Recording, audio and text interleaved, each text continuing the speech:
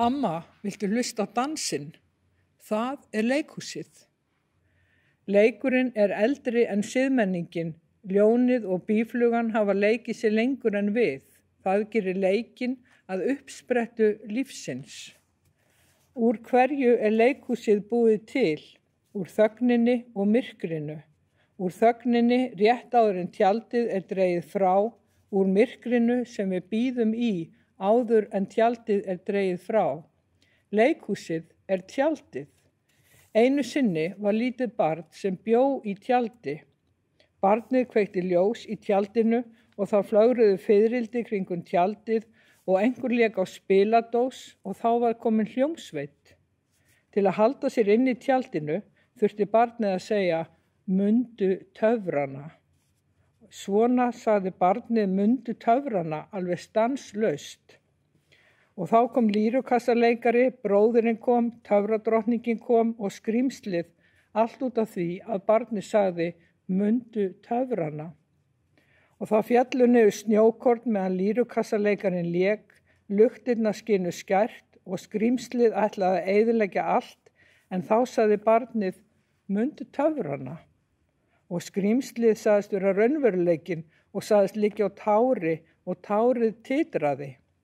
Og þá mundi barnið eftir því að sorgin hafði bankað upp á og nú voru allir að gefa því tár svo það geti grátið. Og þess vegna var allt þetta vesen, allt þetta leikhús til að leysa gátuna fegurðina, töfrana og lýrukassaleikaran. Leikhús er búið til úr persónu A og persónu B. Persóna B horfir á persónu A og hún horfir á hana ganga við sviðið og þetta heitir leikhús að því tilskildu að persóna A sé þess meðvituð að persóna B sé að horfa á hana. Leikhús er skvaldrið áður en tjaldið er dregið frá. Brakið í nammibréfunum, jafnvel hringingar í farsímum. Næst skaltu hlusta á skvaldrið í áhorfandum sem snar þagnar þegar tjaldið er dregið frá. Ég talaði áhorfanda og hún sagði, pabbi og mamma voru verkafólk en sáu alltaf til þess að við fórum í leikhúsið. Og hvað er leikhús, spurði ég. Og hún svaraði, ég veit það ekki. Það er annar heimur, leikritið. Ég talaði við leikara. Leikhúsið er andardráttur, hreyfing, ryþmi, texti, sagði ein. Annar var að undirbúa sýningu með vændiskonum og heimilislausu fólki.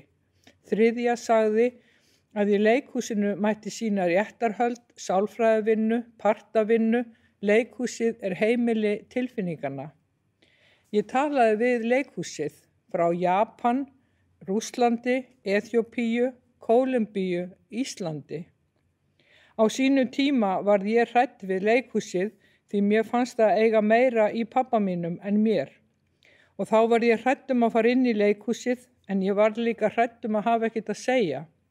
Ég sópaði einu sinni gólf í leikhúsi og þá fannst mér ég hafa eitthvað að segja. Og þegar ég sá leikara á sviði taki höndina á áhorfanda í sal, handaband á milli leikara og áhorfanda.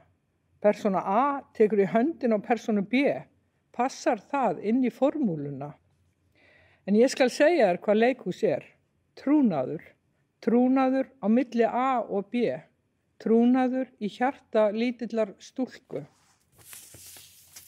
Leikhúsið er í hjartanu, maganum, hryggsúlunni. Leikhúsið er í hryggsúlunni og auðvitað blóðinu.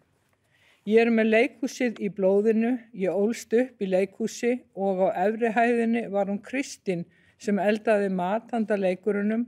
Hjá henni fékk ég andabrauð þegar ég var þreytt á að horfa á sömu æfinguna aftur og aftur. Hverja æfinguna á fætur annari og leikararnir voru svo góðir, alltaf að faðma mig og brosa til mín. Og leikstjórinn sagði, tökum þetta aftur, hljóð í salnum, tökum þetta aftur. Og ég satt stillt og prúð í sætinu mínu, svo var gaman að labba í leikmyndinni í pásu. Ég horfði á sömu æfinguna aftur og aftur, alveg eins og ég horfði á Hamlet aftur og aftur þegar ég fékk að fylgjast með æfingum mörgum árum seinna. aftur og aftur því ekkert gerist aftur. Og þess vegna hljómar það aftur: amma, viltu hlusta á dansinn? Í kjól, glimmer og glitrandi.